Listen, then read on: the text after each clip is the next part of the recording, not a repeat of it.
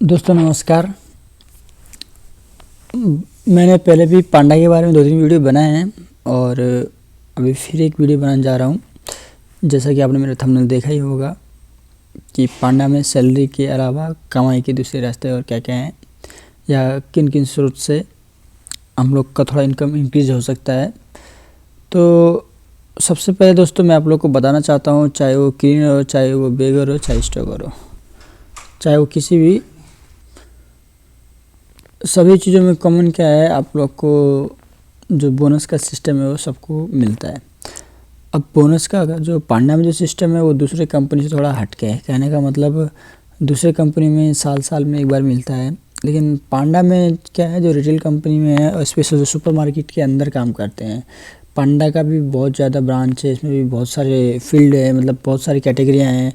तो उनमें शायद मैं ये नहीं बोल सकता सेम है, लेकिन जो सुपर मार्केट में काम करते हैं, जो हाइपर में काम करते हैं, तो वो लोग का सबका सेम होता है। कहने का मतलब जैसे चाहे क्लीनर बेगर स्टॉकर है, आपका जो सैलरी है उसका आपको हाफ या फुल या डबल जो आपका बेसिक सैलरी है।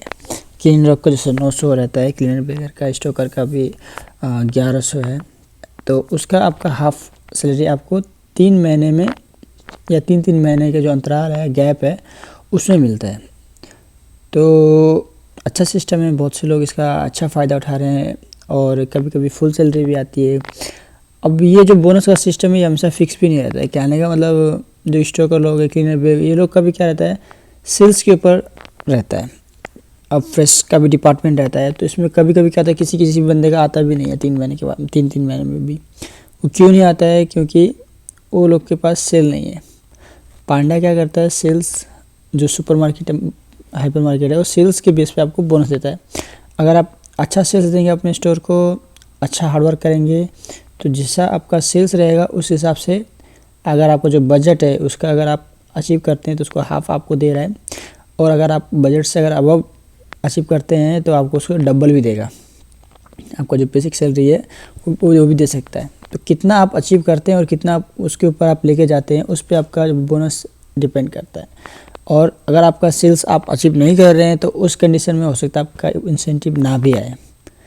लेकिन जो क्लीनर बेगर है, ये लोग का ऐसा नहीं है, वो लोग का थोड़ा ही सही आता है। जैसे अभी लास्ट मंथ ही कुछ दोस्त लोग का किसी किसी स्टोर में 450 भी आया, वो लोग का 900 है, और किसी किसी का 150 भी आया, तो 200 भी आया। ऐसा होता है, सबका एक साथ एक हिसाब से नहीं आता है। एक ही मतलब पांडा ही है, लेकिन फिर भी स्टोर के सेल्स से वो लोग को इफ़ेक्ट पड़ता है। तो आपका मार्केट का जितना अच्छा सेल्स रहेगा, आपका जो बोनस का चांस है वो उतना अच्छा आने का चांस है आपका बोनस। सेम वैसे स्टोकर लोग का भी वही सिचुएशन है। अगर आपका स्टोर का सेल्स अच्छा नहीं है तो आपका इंसेंटिव जो बोलते हैं या जो बोनस है वो आपका उतना अच्छा नहीं आएगा। क्यों? क्योंकि आपका स्टोर अच्छा रनिंग नहीं कर रहा है, सेल्स अच्छा नहीं है, तो इसके चलते आपको भी उसका जो इफ़ेक्ट पड़ेगा, आपका फिर कम बोनस आएगा या हो सकता है ना भी आए। लेकिन जो अच्छे मार्केट है, जो अच्छे रनिंग करते हैं, अच्छा चलते हैं, वहाँ पे फिर लोग, जैसे लोग का स्टोकर लोग का 1100 सैलरी है, तो उनका किसी किसी का 2000, 1500 या हाफ सैलरी भी वो लोग उठा रहे, 550 के आसपास। बेगर लोग का भी सेम हिसाब किताब है। ये तो हो गया जो सब में कॉमन चीज़ है, वो मैं आपको शेयर की बोनस के बारे में। क्योंकि ये जो है पांडा के कंटिन्यू में भी कुछ सालों से, जैसे 3-4 साल हो गए पांडा ने स्टार्ट किया स्कीम। पहले ही नहीं था, पहले बोनस ही नहीं मिलता था, लेकिन 3-4 साल से पांडा ने 3-3 महीने में बोनस देने का सिस्टम बनाया। ठीक है, तो अच्छा सिस्टम है। शुरू में तो महीने में मिलता था, लेकिन बाद में पांडा ने इसको 3-3 महीने में कर दिया। लेकिन कोई बात नहीं, मिल रहा है, वही बड़ी बात है। इसके बाद दोस्तों ओवर टाइम के बारे में बात करते हैं। ओवर टाइम चाहे क्लीनर हो, चाहे बेगर हो, चाहे स्टॉकर हो, वो लोग का जो मेन रहता है, मेन पावर शॉर्टेज के कंडीशन में वो लोग को ओवर टाइम मिलता है। अगर मेन पावर शॉर्ट है तो आपको ओवर टाइम मिलेगा, क्योंकि मेन पावर शॉर्ट है तो जाहिर सी बात है, काम ज़्यादा है तो काम करना चाहिए, काम करवाना भी चाहिए। तो उस कंडीशन में आपको स्टोर मैनेजर आपको बुलाएगा, आप काम करो, आपको ओवर टाइम देगा। तो पांडा का जो मैक्सिमम है मंथली वो 40 आवर पे करता है, 40 घंटे पे करता है आपको। तो 40 घंटे आपको ओवर टाइम आपको मिलेगा।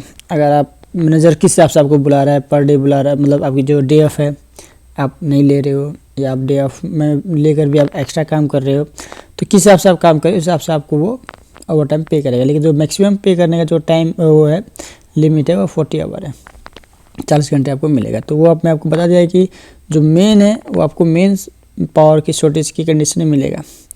ये तो हो गया क्लीनर बेगर का, ठीक है।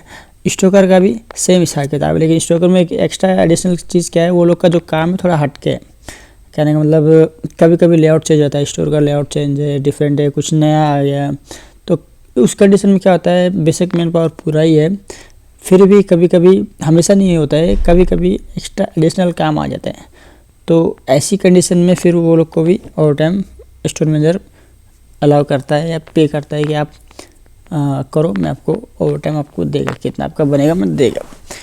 तो दोस्तों जो मेन है पांडा में, जो आपका सैलरी है उसके अलावा आपका एक इंसेंटिव है जो बोनस बोल सकते हैं, और दूसरा ओवर टाइम है। तो इसी दोनों के हिसाब से आपको कुछ सैलरी आपका इंक्रीजमेंट हो सकता है, ठीक है। बाकी स्टोकर लोग क्या है, वो लोग काम करते हैं, आते हैं, तो वो लोग के पास कोई दूसरा ऑप्शन नहीं है, सीधा काम करने का ऑप्शन है कुछ वो उतना ही है बस कि जब काम करो सैलरी आएगी। ओवर टाइम अगर मेन पावर शॉर्टेज है, एक्स्ट्रा एडिशनल काम है तो ओवर टाइम आएगा, और इतना ही आपका। और क्या ओवर टाइम आएगा, आपका इंसेंटिव आएगा, बस दो ही चीज़ है आपका, कोई दूसरा वो नहीं है कि मतलब कंपनी के हिसाब से या एक गुडवे के हिसाब से।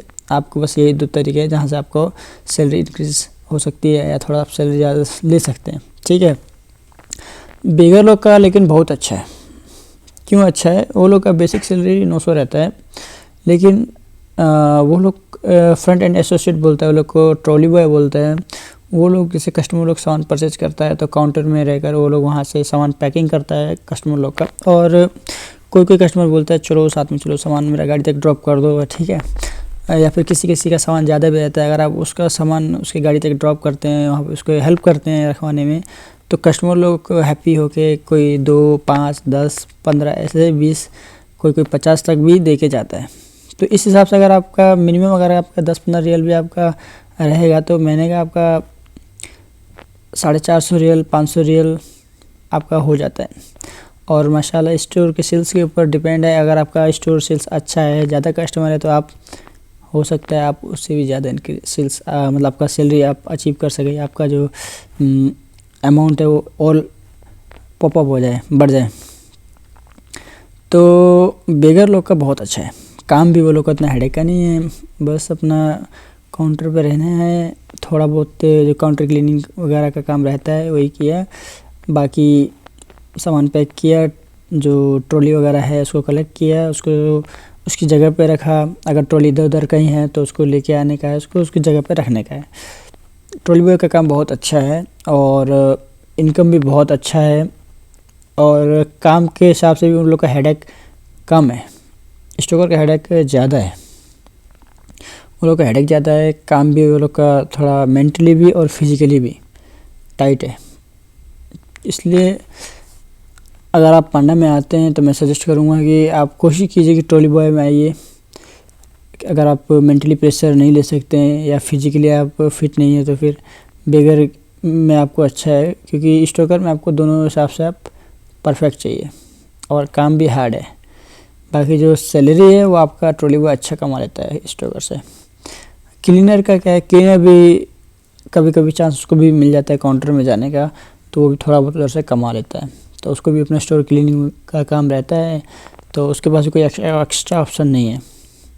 थोड़ा अगर चांस मिला तो गए काउंटर पे, नहीं मिला तो उसका जो इंसेंटिव आ रहा है, जो सैलरी आ रहा है, बस वही हिसाब किताब, और दूसरा कुछ भी नहीं है। तो दोस्तों उम्मीद करता हूँ कि बहुत से दोस्तों ने मुझे कमेंट किया था, तो मुझे लगा कि एक वीडियो बनाऊँ। कितना मैं कमेंट तक भी रिप्लाई करूँगा, वो लोग को भी शायद कन्फ्यूजन हो रहा होगा थोड़ा, अगर मैं वीडियो बना के डालिया तो वो लोग के लिए भी अच्छा होगा, और मेरे बहुत से दोस्तों लोग जो लोग शायद नए आए वो लोग को भी थोड़ा हेल्प मिलेगा। तो उम्मीद करता हूँ कि बहुत सी बातें क्लियर हुई होंगी। फिर भी अगर कुछ कन्फ्यूजन रह गई हो, कुछ क्लियर नहीं हुआ हो, तो आप मुझे कमेंट कर सकते हैं, मैं आपको कमेंट के द्वारा आपका रिप्लाई करूँगा दोस्तों। अभी के लिए आपसे विदा चाहूँगा।